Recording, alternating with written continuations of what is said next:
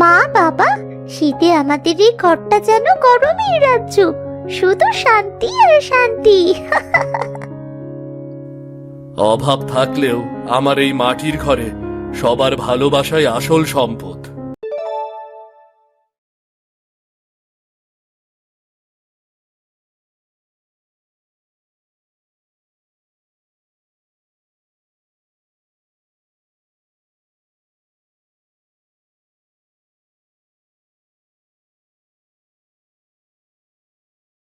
বাবা, ও বাবা, একটু এদিকে এসো।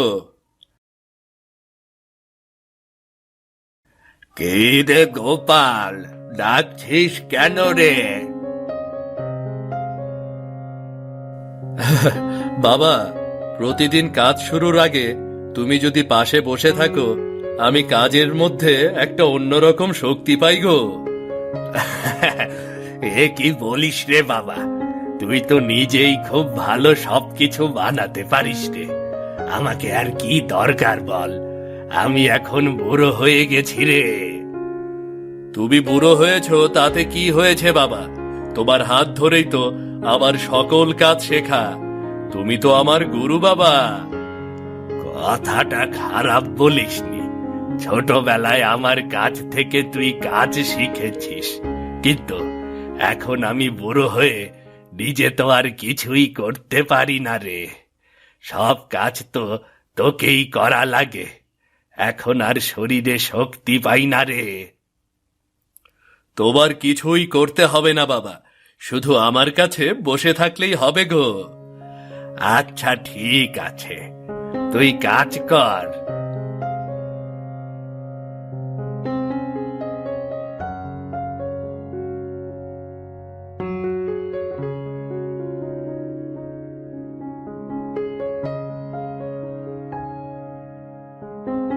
আমরা গরিব হতে পারি, কিন্তু পরিবারে সবার মাঝে ভালোবাসা আর শান্তি থাকলে সংসার কখনো ভেঙে পড়বে না।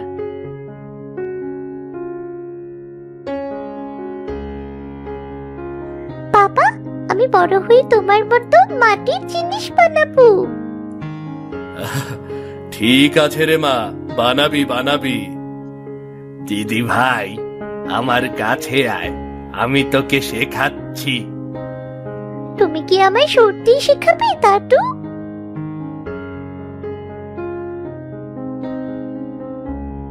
কে কাকে কি শেখাচ্ছে রে? সবাই একসাথে বসে এত কথা বলছিস, আমাকে কেউ তো ডাকলিও না। তোমাকেও শেখাবো। দাদু আমাকে মাটির জিনিস বানানো শেখাবে। তুমি কি শিখবে? আমি আর শিখে কি করবো রে দিদি ভাই? আজ 40 বছর ধরে তোর দাদু আর বাবার কাছ থেকে এই কাজে সাহায্য করি, কিন্তু নিজে কখনো শেখার কথা তো ভাবিনি। তুই এত ছোট হয়ে যখন শিখতে চাস, এটা তো খুব ভালো কথা রে। জীবনে সব কাজই শিখে রাখা ভালো মা। কখন কোথায় কি কাজে লাগে বলা তো যায় না। তুমি একদম ঠিক কথাই বলেছো। কাজকে কখনো ছোট করে দেখতে নেই। পরিশ্রম করা জীবনের জন্য খুব দরকার। কিন্তু একটা সমস্যা কি জানো মালতী? মাটির জিনিসের চাহিদা আগের মতো নেই এখন। লোহার হাঁড়ি পাতিল, প্লাস্টিকের জিনিস, এসব বাজার দখল করে নিয়েছে গো। তাই আমাদের মাটির জিনিসগুলো তেমন বেচা বিক্রি নেই। এজন্য সারাদিন কাজ করেও আমাদের সংসারের অভাব দূর করতে পারি না। চিন্তা করো না, দেখবে যারা মাটির হাঁড়ি পাতিলে একবার রান্না করবে আর খাবার খাবে, তারা আবার তোমার থেকে কিনবে। কারণ মাটির হাঁড়িতে রান্না করা খাবার আর মাটির প্লেটে খেলে নাকি এটা অনেক ভালো কথা। এই কথা ডাক্তাররা বলে। তাই নাকি? এমন হলে তো ভালোই হয়।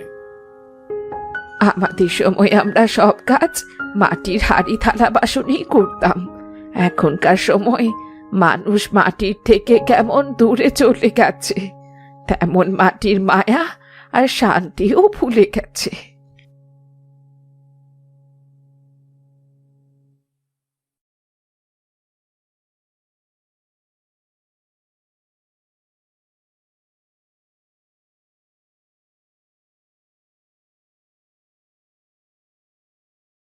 কিরে গোপাল, আবার মাটির ভার আর হাড়ি বানাচ্ছিস? এই যুগে এসব কি চলে রে? কে কিনবে বল তো এই মাটির জিনিস? যারা মাটির গন্ধ বোঝে তারা এখনো কেনে দাদা। মাটির গন্ধে ভাত জোটে না রে পাগলা। এত পরিশ্রম করে কতই বা পাস, দারিদ্র তো কাটে না। অন্য কাজ করতে পারিস না? এই মাটির জিনিস বানানোর কাজ আমার বাবা দাদার আমলের থেকে চলে এসেছে। এই কাজ আমাদের জীবনের ভাগ্য জুড়ে দিয়েছে, ভাগ্য জুড়ে আছে আমাদের এখানে। অন্য কাজ আর করতে চাই না গো। যতদিন বাঁচি এই কাজ আগলে ধরেই বাঁচব গো। সারা জীবনে মাটির হাড়ি বানিয়ে তো একটা ভালো ঘরও করতে পারিসনি। থাকিস তো ওই মাটির ঘরে। শীত আসলে তখন বুঝবি তোর মাটির ঘরে থাকার মজা শীত কিভাবে বের করে। নিতাইদা, নিজের যতটুকু থাকে ততটুকুই অনেক বড় গো। আমার অট্টালিকা নেই ঠিকই, কিন্তু নিজের হাতে বানানো এ মাটির ঘর আমার কাছে অট্টালিকার থেকে অনেক দামি গো। শীত, গরম, বর্ষা বিধাতা আমাদের যেমন রাখে তেমনই থাকবো। তোমাকে এত ভাবতে হবে না। তুই আমার পাশে থাকিস, তোর এই ছোট কাজে প্রতিবেশী হিসেবে আমার মান সম্মানও তো যায়। এজন্যই বলি আর কি, তুই আমার পাশে থাকিস না তাই।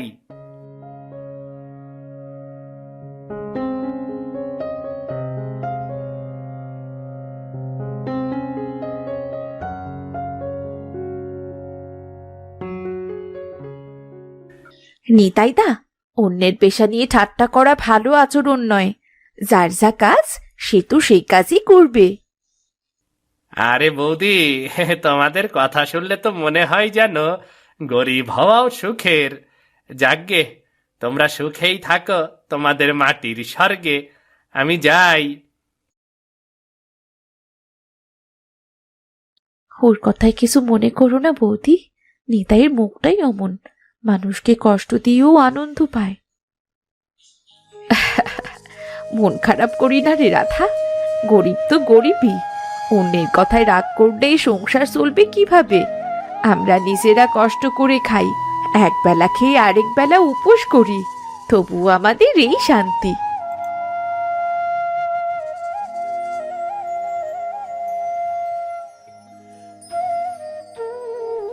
কি রে গোপাল, কে এসেছিল কথা শুনলাম? কে আর আসবে বাবা, নিতাইদা এসে সব সময়ের মতো কথা শুনিয়ে গেল। মানুষ তো কথা বলবেই রে, ধৈর্য ধরে কাজ কর। মাটির কাজ তুই ছাড়বি না, এটাই বড় কথা। যে নিজের হাতে কাজ করতে জানে তাকে কেউ ছোট করতে পারে না, এটা মনে রাখবি।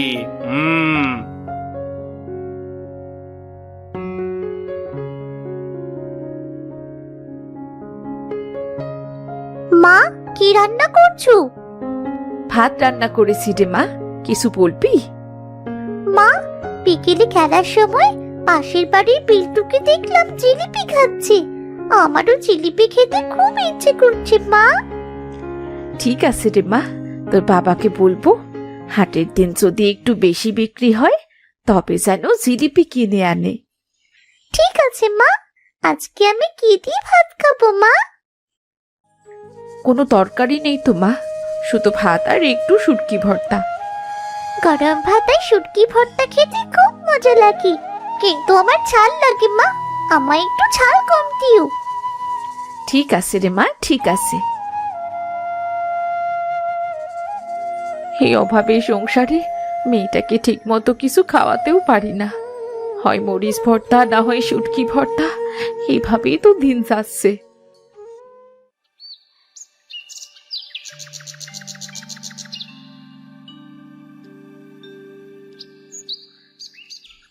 বাবা, আজও আমাদের ঘরটা অনেক গরম, কিন্তু বাইরে কত ঠান্ডা দেখো। হ্যাঁ রে মা, শীত এলে আমাদের ঘরটা আমাদের বাঁচিয়ে দেয়। মাটির দেয়ালটা তাপ ধরে রাখে। বড় বড় দালান ঘরের মানুষেরা শীতে কাঁপলেও আমাদের ঘরটা থাকে গরম।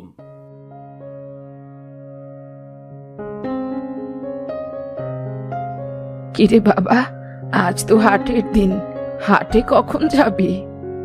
এই তো মা, যাব কিছুক্ষণের মধ্যেই। তোমার কিছু লাগবে?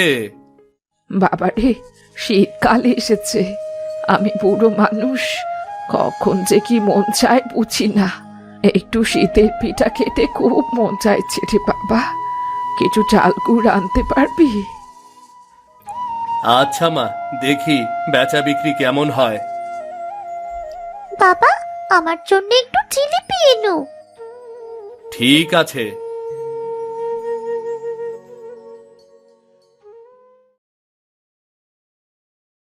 কি গো গোপালদা, এই সকাল কইরা শীতের মধ্যে কই যাও?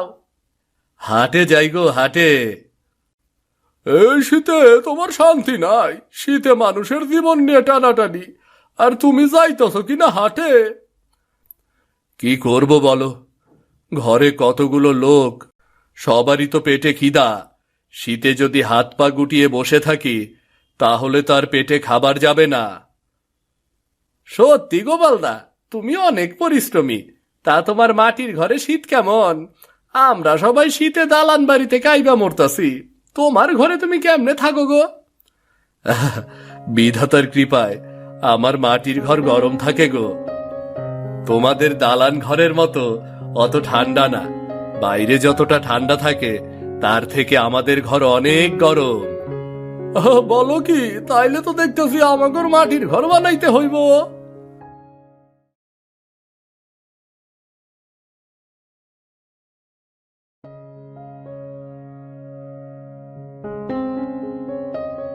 কই গো মালতী, একটু জল দাও।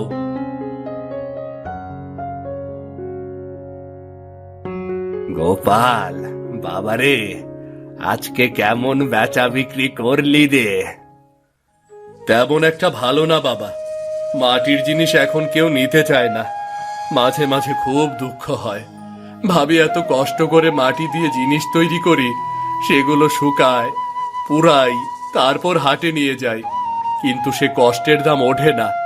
আজ অল্প দামে পাইকারের কাছে বিক্রি করে দিয়েছি গো। পরের হাটে আবার দেখতি অল্প দামে বিক্রি করলে কষ্টের মূল্য পাবি না। কি আর করব বাবা, দেখা যাক, বিধাতা আমাদের জন্য কিছু একটা ব্যবস্থা ঠিকই করবেন। মা, ও মা, কোথায় তুমি?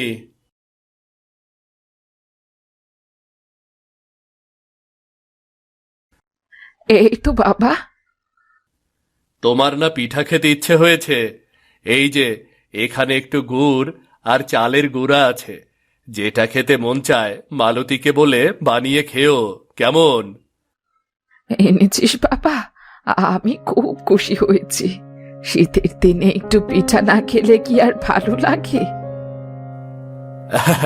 হ্যাঁ মা, তোমাদের জন্যই তো এত কষ্ট করি। তোমাদের খুশি দেখলে সব কষ্ট ভুলে যাই।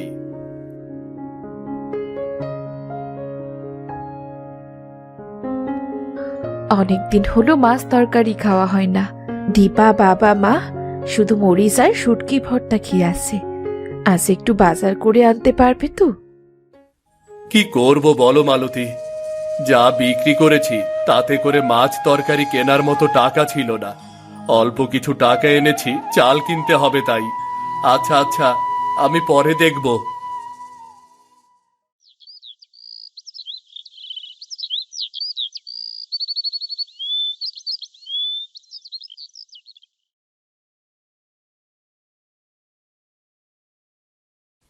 বাবা, শীতে আমাদের চুল্লি ঘরের পাশে আসলে খুব শান্তি লাগে। কত গরম এখানে।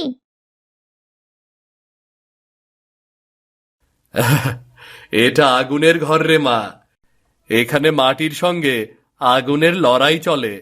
যত গরম হবে মাটি তত শক্ত হবে। হ্যাঁ রে দিদি ভাই, এই চুল্লের আগুনেই তো আমাদের শক্তি রে। শীতে এই ঘরের উষ্ণতায় আমরা আরাম পাই। যাদের দালান আছে তারাও এই শীতে একটু গরম খোঁজে, আর আমাদের কাজের জায়গায় শীতে যেন শান্তি দেয়। এই আগুন শুধু জিনিস পোড়ায় না, সংসারও বাঁচায়। প্রতিবার শীতে আমরা কত রাত এখানে কাটাইছি মনে আছে? শুধু শীত কেন বৌমা, বর্ষার সময়ও তো অনেকদিন ঘর ভিজে থাকতো। তখন এই চুল্লির তাপেই তো কাপড় শুকিয়েছি। গোপালের এই কাজই আমাদের জীবন সহজ করেছে। দেখলে বাবা, মাটি কত শক্ত হয়ে যাচ্ছে। মানুষের জীবনও তেমনই রে গোপাল, কষ্টের আগুনে পুড়লে মানুষ আরো শক্ত হয়। তুই জীবনে যতই অভাব আর দুঃখ দেখবি, ততই পরিশ্রমী হবি রে তুই। মা বাবা, শীতে আমাদের এই ঘরটা যেন গরমের রাজ্য, শুধু শান্তি আর শান্তি। অভাব থাকলেও আমার এই মাটির ঘরে সবার ভালোবাসাই আসল সম্পদ।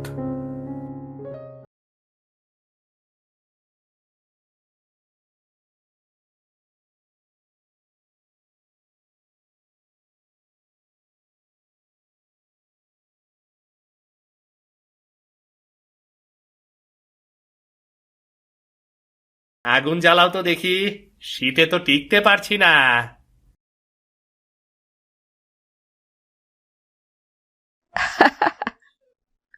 যত আগুনই দিই, ঘর ধোয়ায় ভরে যায়, টিন ঠান্ডা আটকাতে পারে না। আরে কিছু তো একটা করবে নাকি? এত শীতে কি টেকা যায় নাকি? আমি বলি কি, গোপালদার বাড়িতে যাও, ওখানে একটু উষ্ণতা পাওয়া যাবে। গোপালের মাটির ঘর গরম হয় কিভাবে? ওদের বাড়িতে মাটির হাড়ি পোড়ানোর চুল্লি আছে না, ওখানে অনেক শান্তি। তাছাড়া ওদের ঘরের ভেতরও অনেক গরম, আমি গিয়েছিলাম সেদিন। কিন্তু আমি সেদিনও ওদের অনেক অপমান করেছি। আজ ওদের বাড়িতে গেলে কি ভাববে বলো তো?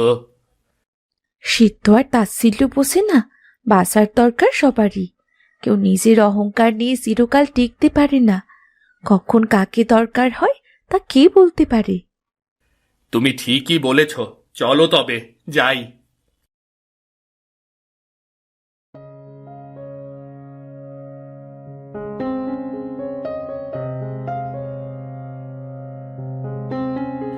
গোপালদা, কি করছো? কি গো নিতাইদা, এই শীতে এত ভোরে?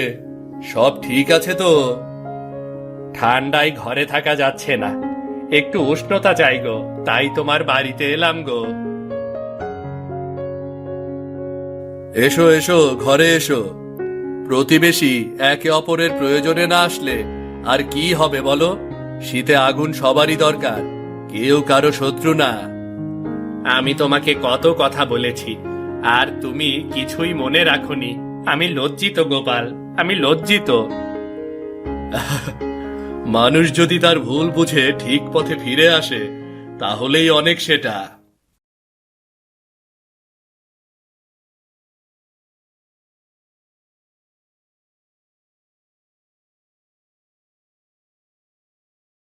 গোপাল, শুনলাম তোমার ঘর নাকি এই শীতে বেশ আরাম দেয়। গরমে যেমন ঠান্ডা থাকে, ঠান্ডায়ও নাকি গরম থাকে। এটা কি সত্যি নাকি? আমাদের দালান বাড়িতে তো শীতে টেকা যাচ্ছে না। আপনি ঠিকই শুনেছেন, মাটির গায়ে রোদ আর ঠান্ডা দুটোই ধরে রাখতে পারে, তাই গরমে শীতল আর শীতে উষ্ণ হয়। দালান বাড়িতে এমন সুবিধা পাওয়া যায় না।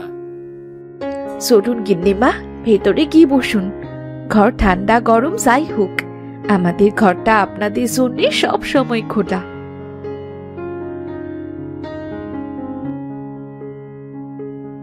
বাহ, এ তো আরামদায়ক ঘর। টিনের ঘরে দুপুরে বসে থাকাই যায় না, আবার শীতে হাড় কাঁপে। অথচ তোমাদের ঘরটা কত শান্তির। আমাদের মাটির ঘরে জাদু আছে। জাদু নয় রে মা, মাটির আপন গুণ। মাটি ঠান্ডা গরম দুটোই জানে, আর আমরা তুই মাটিরই সন্তান। সত্যি, আগের দিনের জ্ঞানী আসল ছিল।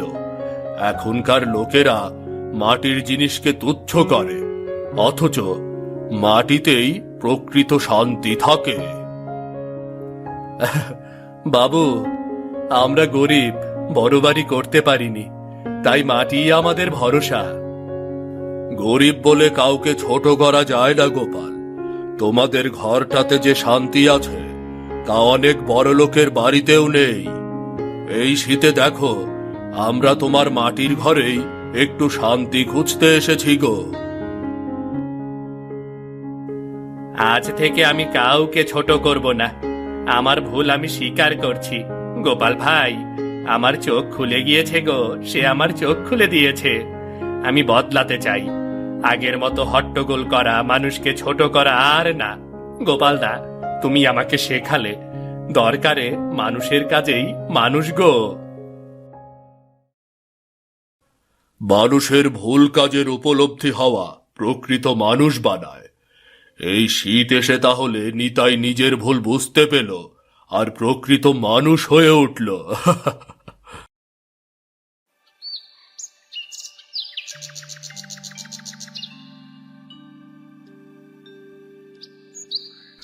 গোপালদা, তোমার মাটির কথা তো সবার মুখে মুখে। এত শীতেও নাকি তোমার ঘর গরম? তাই তো আমরা দেখবার আইলাম। হ্যাঁ হ্যাঁ, তোমরা ঠিকই শুনেছ। আমার ঘর গরম থাকে, আমাদের শীতে কষ্ট হয় না। তোমরাও এসো, সবাই একসাথে শীতের কষ্ট ভুলে যাই। এসো। আজ আমাদের ঘরে মনে হচ্ছে উৎসবের আমেজ।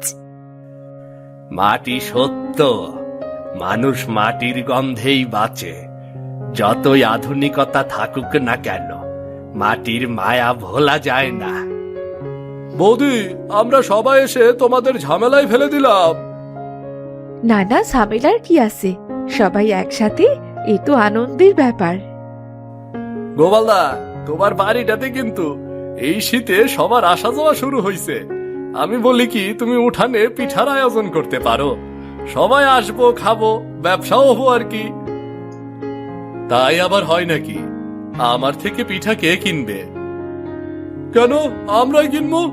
এই শীতে তোমার গরম চুল্লির পাশে বৈশে বৈশে গরম গরম পিঠা খাওয়ার মজাই আলাদা। ওগো শুনছো, বটা খারাপ বলেনি। গ্রামের সবাই আমাদের বাড়িতে আসছে। এখন আমরা একটা পিঠা খাওয়ার উৎসব তো করতেই পারি। এত লোকে পিঠাও খাবে, আবার আমাদের মাটির তৈরি হাড়ি পছন্দ হলেও কিনবে। কি বলো? দেখো, চেষ্টা করে কি হয় দেখো। কি মজা, কি মজা! আমাদের বাড়িতে পিঠা উৎসব হবে। সবাই মায়ের হাতে পিঠা খাবে, আর আমিও পেট ভরে খেতে পারবো। ঠিক আছে রে মা, খাবি।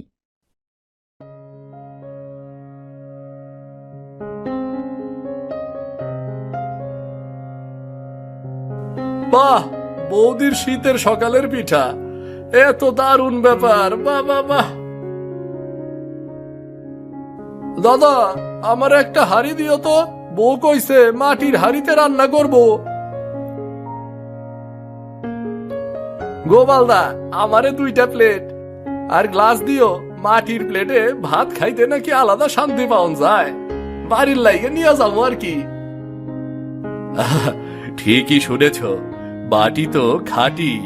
মাটির পাত্রে রান্না করলে শরীর ভালো হয়। ডাক্তারের কথা শোনোনি তোমরা?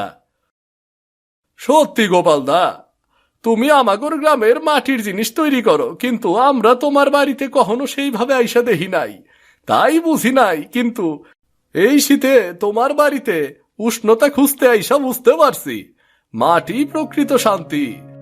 আমরা এখন থেকে মাটির জিনিস ব্যবহার করবো। কি বলো সবাই? বাবা দেখো, আমাদের বাড়িতে কত মানুষ এসেছি। বাড়িটা কেমন উৎসবের মতো মনে হচ্ছে, তাই না? হ্যাঁ রে মা, ঠিক বলেছিস। আমাদের দেশে শীত এলে কষ্ট হয় ঠিকই, কিন্তু শীতের পিঠা খাওয়া, সবাই বসে বসে আগুন তাপানো, এগুলো একটা উৎসবের আমেজ তৈরি করে। আরে রিতাই, তুই আইলি গরম নিতে? হ্যাঁ রে, আগুন সবারই দরকার। এই শীতে গোপালদার বাড়ি একমাত্র শান্তির জায়গা। মালতী বৌদি, তবে পিঠা বানাচ্ছ? এই শীতে গরম পিঠা, এ তো দারুণ ব্যাপার। বাহ, আজ দেখি আমাদের বাড়িতে মানুষের মেলা বসেছে। হ্যাঁ গো বুড়িমা, আমরা সবাই এসেছি, আবার বৌদির বানানো পিঠাও খাচ্ছি। এ তো খুব ভালো আয়োজন বৌমা। কই গো শুনছো? কোথায় গেলে? তাড়াতাড়ি এই দিকে দেখে যাও। কি মা, ডাকছো কেন? এত টাকা, এত টাকা কোথায় পেলি? বলছি, আগে তোর বাবা ঠাকুমা সবাইকে ডেকে নিয়ে আয়।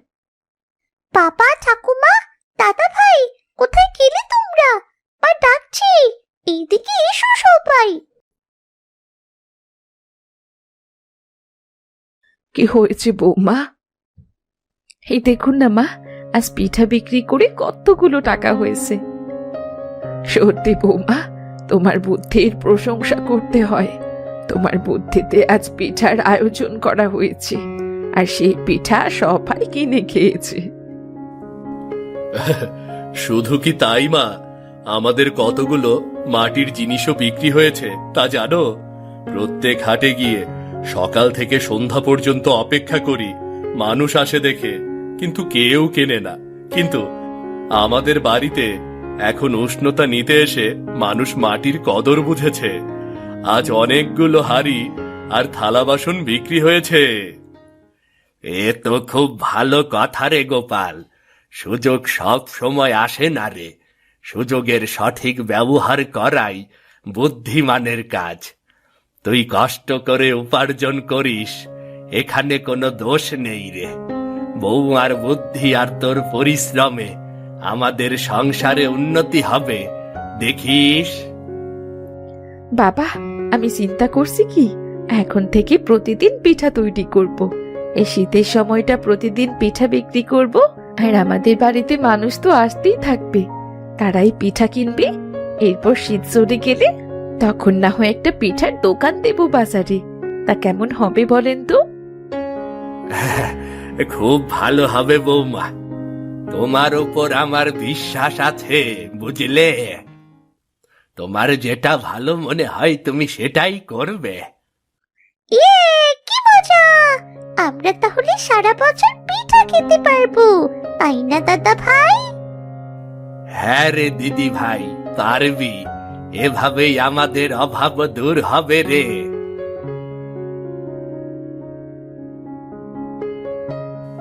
আসুন বাবু, আসুন আসুন।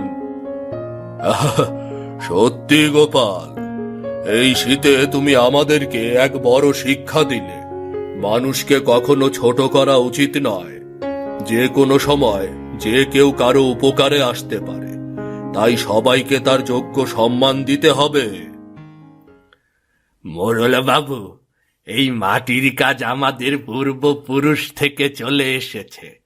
এ নিয়ে মানুষের অপমান তাচ্ছিল্য জীবনে কম সহ্য করিনি। শুধু মনে এই আশা নিয়ে বেঁচেছিলাম, মানুষ একদিন না একদিন ঠিক বুঝবে কোনো কাজ ছোট নয়। আমার পরে আবার ছেলেটা এখন এই মাটির কাজ করে, তাই নিয়ে গ্রামে অনেক অপমান হয়েছে। শেষ পর্যন্ত সবাই বুঝেছে, এতেই আমরা খুশি। আমাদের আর কিছু চাওয়ার নেই। হ্যাঁ, আমরা সবাই মানুষ। মানুষ মানুষকে আপন করে। দয়া, সহযোগিতা আর বিনয়ী মানুষের আসল শক্তি। বড় বা ছোট, ধনী বা গরিব, সবাইকে তার সমান চোখে দেখাই ভালো। আমাদের মাটির ঘর শুধু নিজের উষ্ণতা রাখে না, মানুষের মনও উষ্ণ রাখে। যে ঘর মানুষকে সম্মান শেখায়, সেই ঘরই প্রকৃত শান্তির জায়গা। গোপালদা, তোমার ভালোবাসার ধৈর্য আমাদেরকে নতুন শিক্ষা দিল। আমাদের ভুল বোঝাপড়া সব দূরে সরিয়ে দিল। এখন থেকে আমরা সবাই এক। একে অপরের প্রয়োজনে সবাই পাশে দাঁড়াবো। হ্যাঁ সত্যি, কাউকে ছোট করা একদম ঠিক নয়।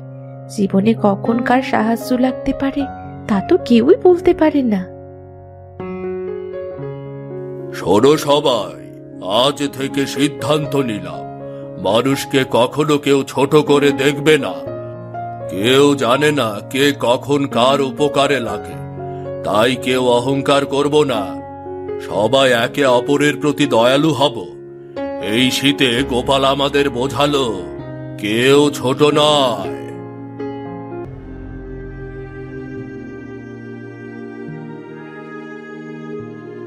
মা, স্কুলে সবাই বলে তাদের বাবার নাকি দোকান আছে, আর কেউ বলে তাদের গরু বাছুর আছে।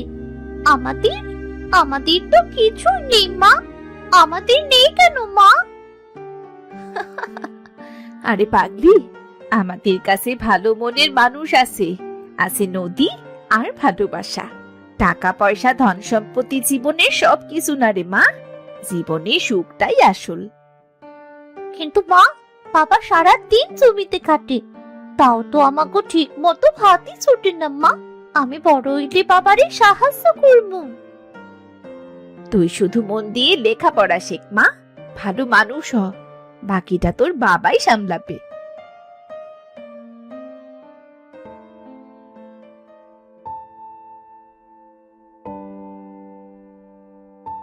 ও গিন্নি, এক গ্লাস জল দাও তো, গলাটা একদম শুকাইয়া গেছে।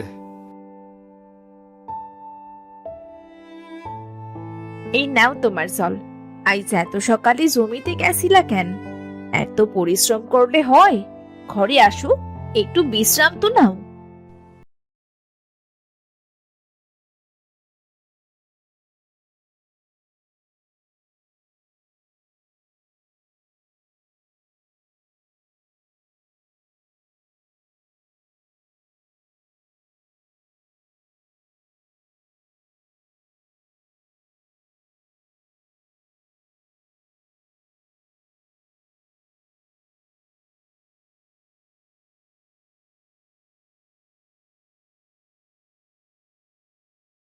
কাটবা না বাবা?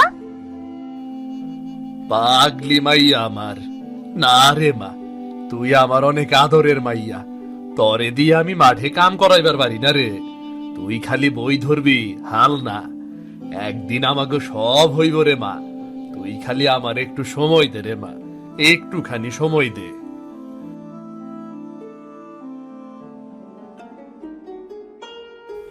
কিরে সিধু, তুই মুখটা এমন গোমরা কইরা আসত কেন রে?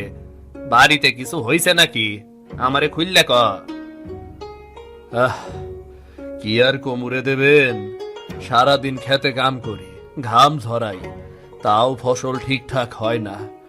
ঘরে চাইল নাই, রানীর স্কুলের ফি কেমনে দিমু সেই চিন্তায় সারাদিন ঘুম আসে না, মাথায় ঘুরপাক খায় সেই চিন্তা। তরে তো আমি অনেকদিন ধরেই কইতাছি রে, তুই চাষ থার, চাষে কিছুই নাই এখন, শুধু হাড় ভাঙা খাটুনি রে। তাইলে কোরমুড়া কি রে? এই দুই হাত চাষ ছাড়া কিছুই জানে না রে। তুই ভুল কইতাছ, তোর রান্নার হাতটা কেমন সেইটা আমি জানি। মনে আছে গতবার আমরা পিকনিক করছিলাম, তুই যে মাছের ঝোল রাঁধছিলি, ও রে সেই স্বাদটা এখনো মুখে লাইগা আছে রে। ওই রকম দুই চারটা রান্না পারি ঠিকই, কিন্তু সেইটা দিয়ে কি আর সংসার চলবো? আরে আমার কথাটা আগে ভালো কইরা হন হন। তুই তোর নদীর পারের ওই জমিটাই চাষ না কইরা একটা ছোট্ট হোটেল বানা, বাঁশ দিয়া ছনের ছাউনি দিয়া। নদীর পারে লোকজন অনেক ঘুরতে আসে, খাইতে চায়, বসতে চায়। তুই রান্না করবি আর আমি তোরে সাহায্য করবো, বুঝলি? বাঁশের হোটেল নদীর পারে? তুই পাগল হইছ নাকি রে? কে আইবো খাইতে? আইবো রে ভাই, আইবো। তুই খালি একবার শুরু কইরাই দেখ। গ্রামের লোক তোর রান্নার কথা জানে না, কিন্তু একবার খাইলে মুগ্ধ হইয়া যাইব রে। তুই খালি সাহস কইরে শুরুটা কর। তোর কথাই যুক্তি আছে রে দেবেন, কিন্তু টাকার জোগাড় করুম কেমনে? তুই দেবাশিস বাবুর কাছে কিছু টাকা ধার চা। আমি তো তারে চিনি, তুই পরিশ্রমী, সময় মতো ফেরত দিবি। একবার খালি শুরু কর, দেখবি তোর ভাগ্য ফিরবই ফিরবো। আচ্ছা ঠিক আছে রে বন্ধু, এত কইরা যখন কইতাছ, একটা চেষ্টা কইরাই দেখি কি হয়। দেখ রে ভাই দেখ, এতে তোরই লাভ। আর হোটেলের নাম রাখবি নদীর পারে বাঁশের হোটেল। বাহ, নামটা তো সেই দিছত রে। হোটেল করার বুদ্ধি দিলি, আবার নামও ঠিক করে দিলি। তুই আসলেই একটা জিনিস রে ভাই, তুই আসলেই একটা জিনিস।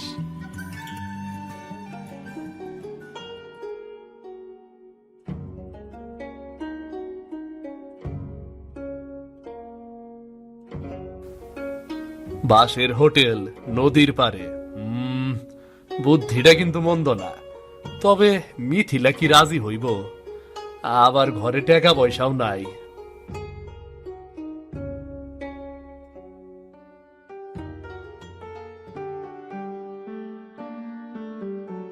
হ্যাঁ গিন্নি, এদিকে আসো তো একবার, তোমার লগে কিছু কথা আছে।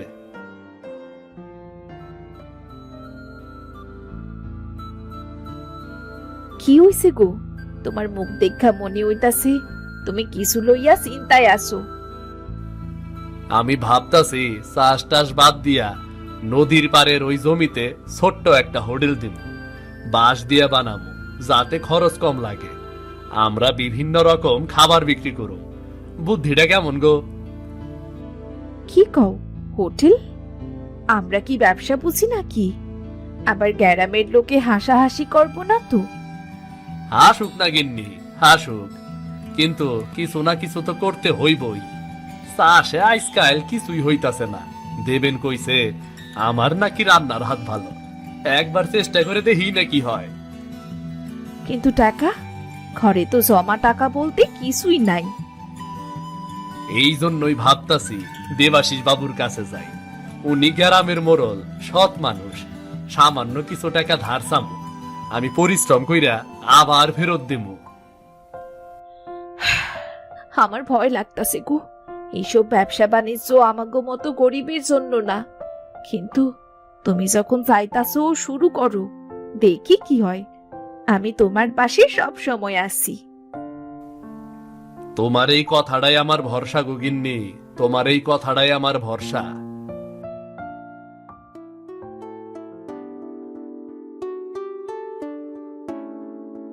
বলো কি সিধু, কি দরকার তোমার?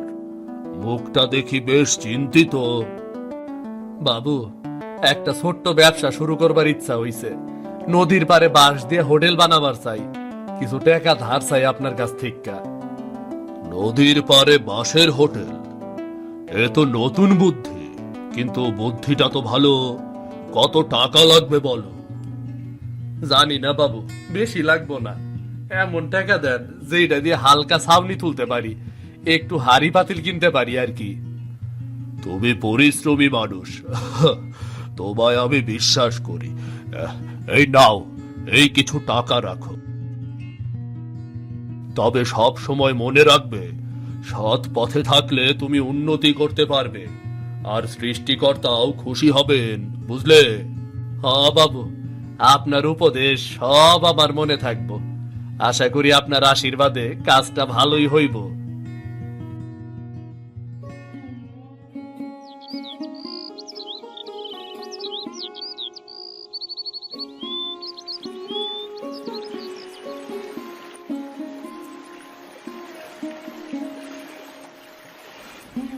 আহ, অবশেষে সব সুন্দরভাবে হইয়া গেল। আহ, কেমন দাঁড়াইছে বলো তো মিথিলা? আমার কাছে তো দেখতে দারুণ লাগতাছে। কেউ কি ভাবছিল আমরা নদীর পাড়ে এমন একটা হোটেল তুলমু? বাবা, আমি হোটেলের নামের বোর্ডে ফুল আঁকবো, পারবো তো? অবশ্যই পারবি রে মা, তোর হাতেই তো আমাগর হোটেলটা সুন্দর হইব রে মা।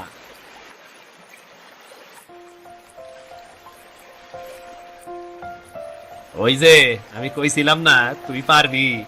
দেখ, বাঁশের হোটেলটা দাঁড়াইয়া গেছে একদম। তোর পরামর্শ না থাকলে কিছুই হইতো না রে ভাই, কিছুই হইতো না। আজ সব তোরই কৃতিত্ব। তুই শুধু আমার বন্ধু না রে, তুই আমার ভাই। আরে বাদ দে তো কৃতিত্বের কথা। নে নে, তাড়াতাড়ি রান্না শুরু কর দেখিনি, খুব খিদা লাগছে। আমি তোর হাতে বানানো প্রথম তরকারিটা খাইতে চাই।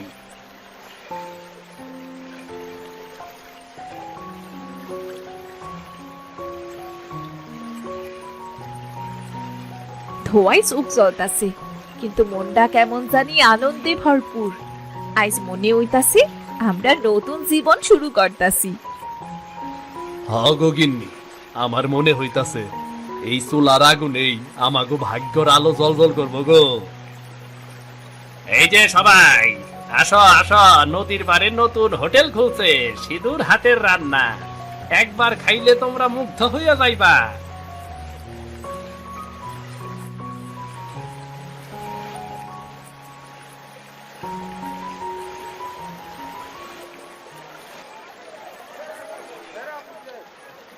ও, এই রান্না তো গ্রামের মধ্যে সেরা।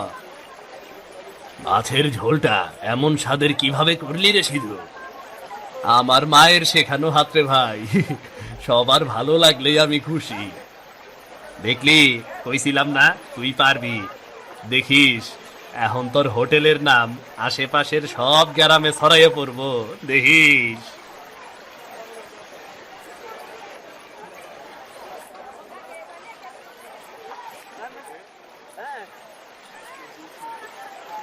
এই দেখো ভাই, সিধুর হোটেলে আজও ভিড়। এমন সুন্দর পরিবেশে মাছ ভাত খাওয়া, এগুলো আর কোথায় পাওয়া যায়? ওরে ভাই, একবার এই হোটেলের মাছের ঝোল খেয়েছিস? জুরি নেই, জুরি নেই, জুরি মেলা ভার। এমন স্বাদ আর কোথাও পাবি না রে। ভাই সব, সবাই ধীরে ধীরে আসে, সবার লাইগাই ব্যবস্থা আছে। মাছের ঝোল আজ আর শেষ হইব না। আসেন ভাই সব, সবাই ভেতরে গিয়া বসেন। সিধুর হাতে আজকের ঝোল কিন্তু স্পেশাল। এইখানে আছে এই নদীর তাজা মাছ, আজ সকালেই সিধু ধরছে। এই হোটেলে না খেলে যেন দিনটাই মাটি হয়ে যেত। মাছের ঝোলের এমন স্বাদ, একবার খেলে বারবার খেতে মন চায়। এজন্যই তো মানুষ পাশের গ্রাম থেকে এসেছে। এখন সিধুর হোটেলের নাম সবখানে ঘুরছে। এতদিনের কষ্ট যেন আজ সার্থক হইল, সবই সৃষ্টিকর্তার অশেষ কৃপা। দেখলি ভাই, আমি কইছিলাম না তোর ভাগ্য ফিরতাছে। আজকে এই ভিড়, এই হাসি, তুই নিজের পরিশ্রম আর যোগ্যতার জোরে আনছত রে। তুই না থাকলে এই স্বপ্নটাই দেখতাম না রে ভাই। তোর সেই এক কথাই আমার জীবনটা পুরোটা ঘুরে গেল রে। স্বপ্নটা তো তোরই আসিল রে ভাই, আমি শুধু হাঁটার পথটা দেখাইছি। শুধু ভাই, আরো এক থালা দাও, গরম গরম ভাত আর মাছের ঝোল। না, মনে হয় স্বর্গের খাবার খাচ্ছি।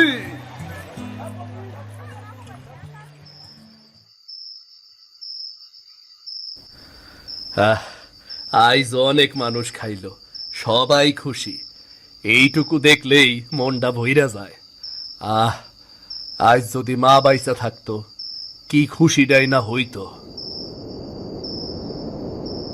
এইটা কি, হঠাৎ হাওয়া এমন জোর হইল কেন? ক্যাডারে দাদা ওইখানে? মানুষ না পশু? ভয় পাস না, ভয় পাস না, আমি তোর কোনো ক্ষতি করতে আসিনি। আমি খুব ক্ষুধার্ত রে, অনেকদিন হলো কিছু খাই না, আমাকে কিছু খাবার দিবি? তুমি যদি ক্ষতি না করো, তাইলে আমি তোমারে খাবার দিব। আমার হোটেলে অনেক মানুষে খায়, তুমিও খাও। আমার খাবার দিতে কোনো আপত্তি নাই, কোনো আপত্তি নাই।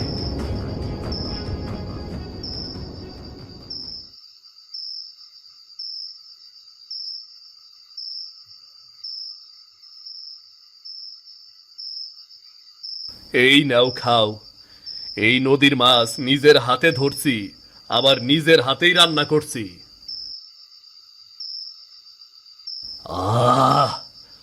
অতুলনীয় স্বাদ, এমন স্বাদ কোনো রাজপ্রাসাদেও পাইনি আমি। তুই মানুষ হয়েও আমাদের মতো রাধিস কিভাবে? এই রান্না আমি আমার মার থেকে শিখছিলাম। আমি তো শুধু ক্ষুধার্ত মানুষদের খাওয়াই, এইটুকুই জানি। তোর এই বিনম্র মনই তোর আসল শক্তি। আমি প্রতিশ্রুতি দিচ্ছি, আমি তোর কোনো ক্ষতি হতে দেব না, কখনো না। তোর হোটেল, তোর পরিবার সব আমার আশীর্বাদে সব সময় সুরক্ষিত থাকবে। আরে, আমি স্বপ্ন দেখলাম না তো, কিন্তু হাড়িটা তো খালি। তার মানে দৈত্য সত্যি আইছিল।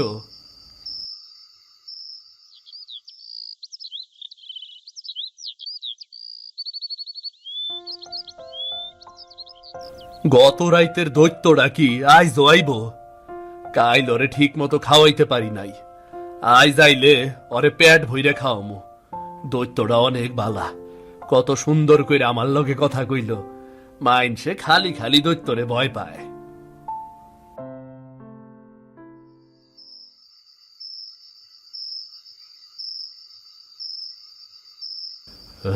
তুমি এত বড় মানুষ তো না, তাও আবার আমার খাবার খাইলা। ভয় লাগতাছে ঠিকই, কিন্তু তোমারে খাওয়াইতে পাইরা মনটা কেমন জানি শান্ত হইয়া গেল। ভয় পাস না সিধু, আমি দৈত্য ঠিকই, কিন্তু তোর মতো ভালো মানুষকে ক্ষতি করব না। তুই যে আমাকে ভয়ে তাড়িয়ে দিসনি, বরং খাবার দিচ্ছিস, এতেই তো তুই আমার বন্ধু হয়ে গেছিস রে। বন্ধু? আমি তোমার মতো দৈত্যের বন্ধু? এ কেমন কথা? আমি তো গরিব মানুষ, তোমার সঙ্গে বন্ধুত্ব করমু কেমনে? বন্ধুত্বে বড় ছোট নেই, জাতপাত নেই, তুই মন থেকে ভালো, এটাই সবচেয়ে বড় কথা। আমি বহু যুগ ধরে ঘুরি, জীবনে বহু মানুষ দেখেছি, কিন্তু তোর মতো কাউকে পাইনি আমি।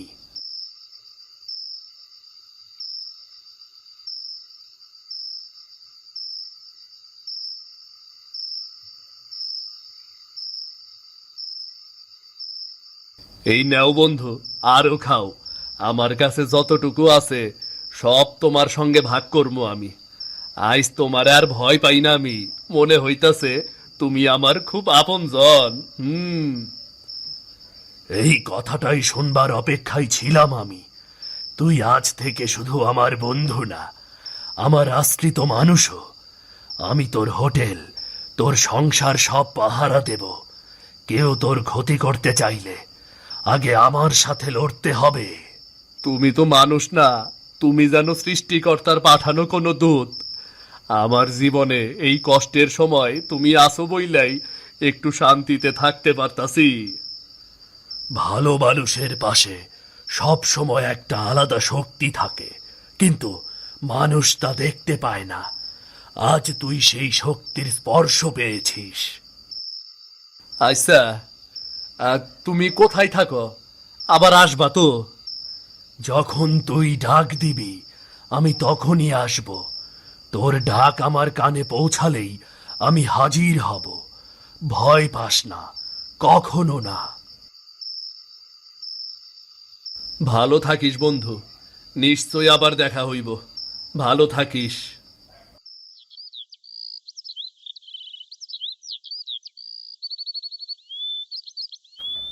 ওরে ভাই, সিধুর হোটেলে আসলে মনটা ভরে যায়। এমন স্বাদ সোনার হাটেও পাইনি।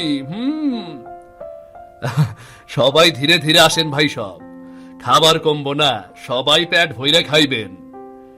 দেখ ভাই, টেকাই টেকা, এখন তোর হোটেলে তো গ্রামের অর্ধেক মানুষ খায়। তোর ভাগ্য তো একবারে খুইলা গেল রে ভাই, এক্কেবারে খুইলা গেল। হরে দেবেন, আমরা যত কষ্ট করছি আইজ মনে হয় তার ফল পাইতাছি রে। সবই সৃষ্টিকর্তার কৃপা রে, সবই সৃষ্টিকর্তার কৃপা। আরে এইটা কি হইল? এখন আমার হোটেলে কেউই আহে না, সব লোক ওই সিধুর বাসের ভাঙ্গা হোটেলে যায়। গ্রামের ফকিন্নি চাষা মানুষ আইজ হোটেলের মালিক হইয়া গেছে। কি করবি রে মহেশ, ওর রান্না তো আসলেই চমৎকার। তুই তো মশলায় কৃপণতা করিস, ওর রান্নার স্বাদ ভালো, তাই মানুষ যায়। পারলে তুইও রান্নার স্বাদ বাড়া রে, তাহলে তোর হোটেলেও লোক আসবে। আরে চুপ কর, তোর মুখ বন্ধ রাখ। আমি ওই সিধুর হোটেলটা ভস্য কইরা দিমু, দেখবি তার ব্যবসার বেশি দিন টিকব না।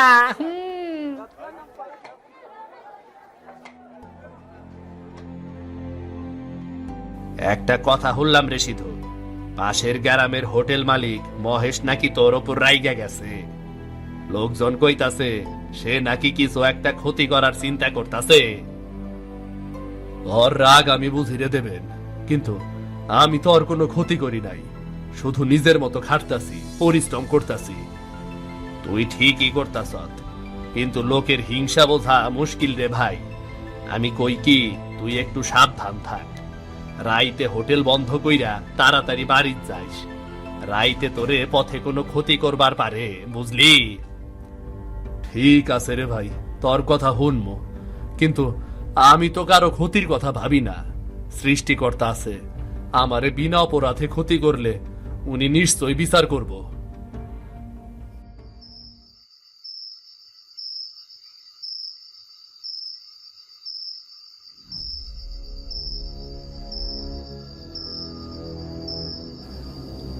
আজ তোর হোটেলের শেষ দিন রে সিধু, তোর ভাগ্যের সূর্য আইস আমি ডুবাইয়া দিমু। এই হোটেলটা জ্বালাইয়া ছাই হইলেই তুই বুঝবি কার সঙ্গে তুই লড়তাস।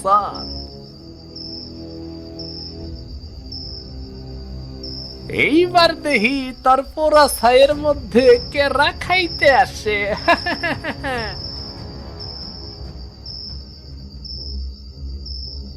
এ কি রে, বাতাস এত জোরে বাতাস হইতাছে কেন?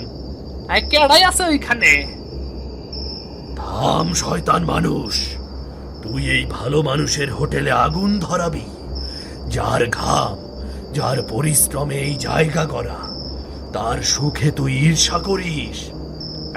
কে তুই রে? তুই এইখানে কি করস? আমি তো কিচ্ছু করি নাই, আমি তো খালি। চুপ কর শয়তান, তুই অন্যায় করেছিস, শাস্তি তোকে পেতেই হবে। সিধু ভালো মানুষ, তুই তার সর্বনাশ করতে চাস, তাই আজ থেকে তুই মানুষ না, যুগ যুগ ধরে লোভের প্রতীক হয়ে থাকবি। না না না, আমারে সাইরা দাও, আমি ওরে কিছু করুম না, সাইরা দাও আমারে। এখন থেকে এই মূর্তি সিধুর হোটেল পাহারা দেবে, কেউ আর মন্দ চিন্তা নিয়ে কাছে আসতে পারবে না। তুই চিন্তা করিস না সিধু, তোর বন্ধু তোর পাশে আছে।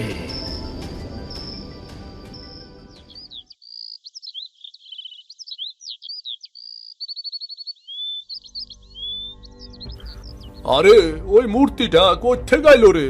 কাইলো তো আসিল না। দেখে তো মনে হইতাছে জীবন্ত মানুষ জৈমা পাথর হইয়া গেছে, কিন্তু কেমনে?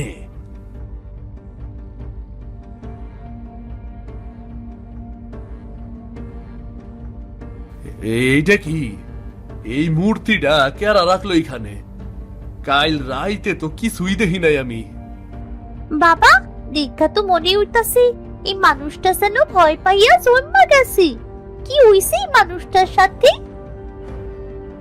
হায় সৃষ্টিকর্তা, রক্ষা করো, এমন মূর্তি তো আমি জীবনেও দেখি নাই। না না না না, তোমরা কেউ ভয় পাইও না। আমার মনে হয় এই মূর্তি আমাগো লাইগা আশীর্বাদ হইয়া আইছে।